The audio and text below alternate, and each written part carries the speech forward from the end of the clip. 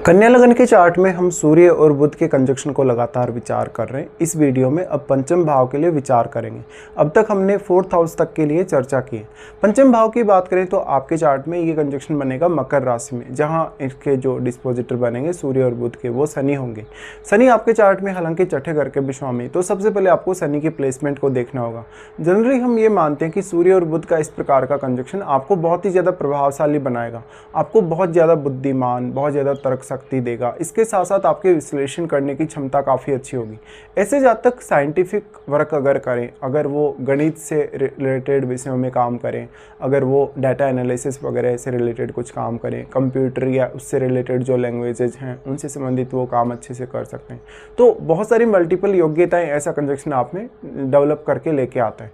ऐसे में जातक के पास अपने कैरियर को लेकर काफ़ी सारे बेहतरीन अवसर होते हैं और ये कंजक्शन आपको अर्न करने, धन कमाने या ज़्यादा से ज़्यादा अपनी एबिलिटी बढ़ाने में मदद करेगा, क्योंकि पंचम भाव आपकी क्रिएटिव स्किल्स का है।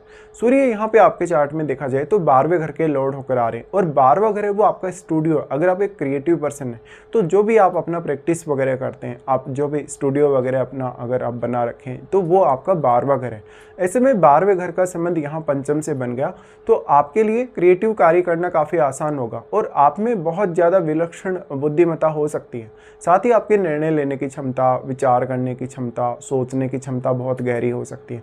इससे आपको जटिल से जटिल विषय को समझने या जो कंप्यूटर रिलेटेड जैसे लैंग्वेजेज हैं, C++ है, जावा वगैरह है और भी बहुत सारी लैंग्वेजेज हैं, उनको समझने में काफ़ी ज़्यादा मदद मिल जाएगी।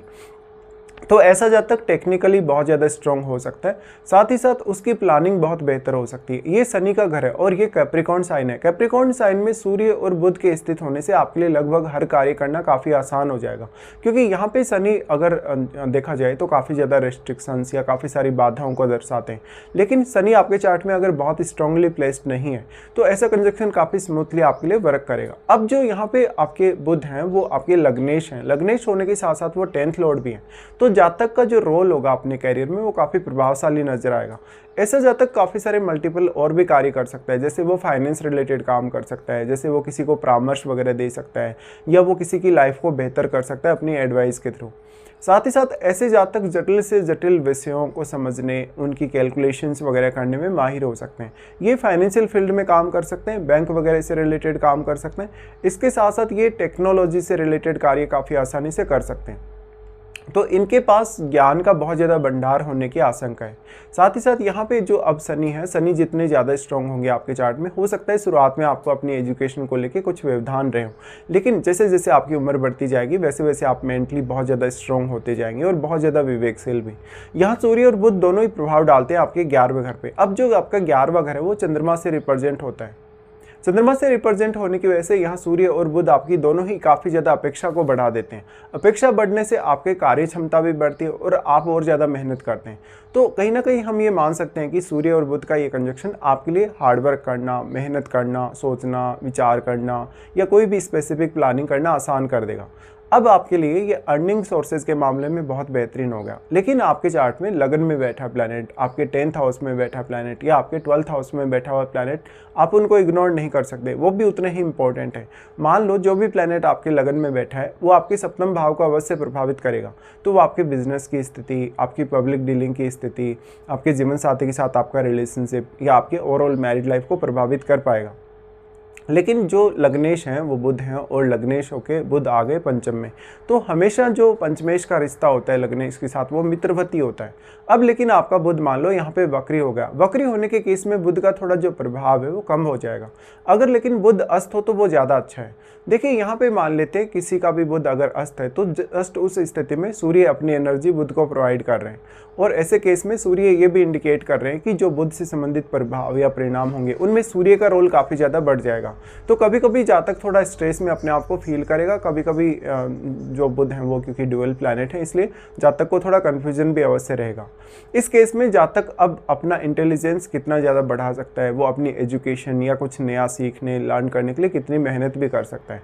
फिर आपके चार्ट में जो 12वें घर में बैठा प्लैनेट है वो भी आपके छठे घर को प्रभावित करेगा, तो वो भी आपके ऑफिस वगैरह की स्थिति, आपके कलीग वगैरह के साथ आपके रिलेशंस, आपके खर्चों की स्थिति, इसके साथ साथ आपका जो भी रूटीन लाइफ रहता है, चाहे वो वो ऑफिस का रूटीन है, चाहे वो आपका घरेलू रूटीन है। क्योंकि अगर आप अपना जो घरेलू रूटीन है अगर उसको बहुत अच्छे से मैनेज नहीं कर रहे तो उसका असर आपके कैरियर पर ज़रूर पड़ेगा। इसके साथ ही साथ आपकी सेहत की स्थिति और आपका जो रात्रिकालीन रूटीन है उस पर भी वो ग्रह प्रभाव डालेगा। इसी तरीके से कोई भी प्लैनेट यदि मान लो आपका 10th हाउस में स्थित है तो 10th हाउस में बैठा ग्रह आपके कैरियर के लिए तो इम्पोर्टेंट है ही है, वो आपके लिए घरेलू मामलों के लिए भी उतना ही इंपॉर्टेंट बन जाता है क्योंकि उसकी दृष्टि आपके चौथे घर पे रहती है। तो बुध यहाँ पे कितना ज़्यादा सूर्य से प्रभावित है या सूर्य से प्रभावित नहीं है, देखिए नॉर्मली बुध के लिए हम ये मानते हैं कि बुध किसी भी अन्य ग्रह के साथ यदि स्थित होता है तो वो उसी ग्रह के हिसाब से रिएक्ट करता है या वो उसी के रंग में रंग जाता है। सूर्य जैसा ग्रह हो या कोई भी फायरी ग्रह हो उस केस में बुध और भी ज़्यादा उन ग्रहों से प्रभावित होते हैं और ऐसा ही यहाँ होने वाला है।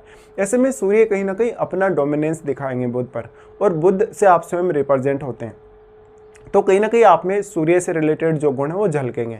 ऐसा सूर्य बुध का कंजक्शन आपको किसी बड़े प्रशासनिक पद पे लेके जा सकता है, किसी मैनेजमेंट स्किल वाले पद पे लेके जा सकता है। साथ ही साथ कोई भी आप काम करेंगे तो उसमें प्रबंधन की क्षमता, उसमें निर्णय लेने की क्षमता आपकी काफ़ी काम आएगी आपके। ऐसा जो जातक होता है वो अर्न करने के, पैसा कमाने के बहुत सारे ऑप्शंस खोज लेता है और उसमें काबिलियत भी बहुत ज़्यादा होती है।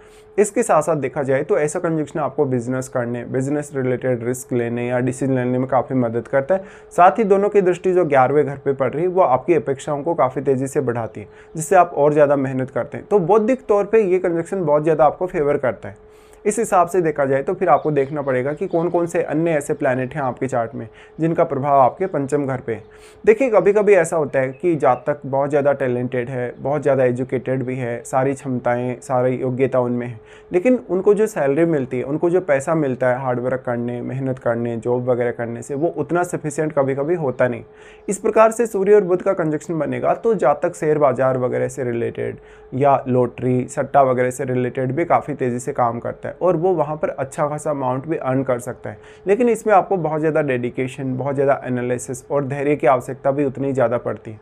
तो यहाँ पे आपको ओवरऑल स्थिति को देखना होगा। साथ ही साथ कौन कौन से ऐसे प्लैनेट हैं जिनका प्रभाव आपके पंचम घर पे, जो भी प्लैनेट का प्रभाव पंचम घर पे, वो पंचम भाव के साथ अपनी एनर्जी को एक्सचेंज करेंगे तो वो पंचम भाव पर अपना प्रभाव डालेंगे। साथ में सूर्य और बुध का सिर्फ जो दृष्टि पड़ेगा वो 11वें घर पे ही पड़ेगा।